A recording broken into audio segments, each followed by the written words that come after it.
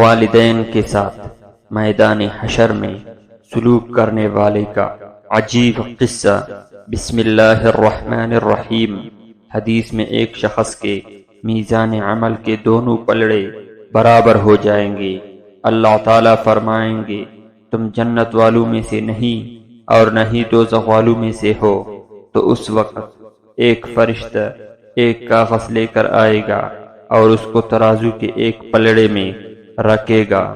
اس کاغذ میں اف لکھی ہوگی تو یہ ٹکڑا نیکیوں پر بھاری ہو جائے گا، کیونکہ یہ والدین کی نافرمانی کا ایسا کلمہ ہے جو دنیا کے پہاڑوں سے بھی بھاری ہو جائے گا۔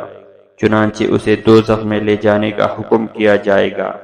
کہتے ہیں وہ شخص مطالبہ کرے گا کہ اس کو اللہ تعالیٰ کے پاس واپس لے چلے، تو اللہ تعالیٰ فرمائیں گے اسے لوٹا لاؤ۔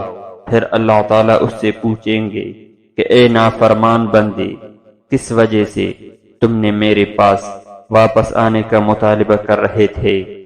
وہ کہے گا الہی، آپ نے دیکھ لیا میں دوزخ کی طرف جا رہا ہوں اور مجھے کوئی جائے فرار نہیں۔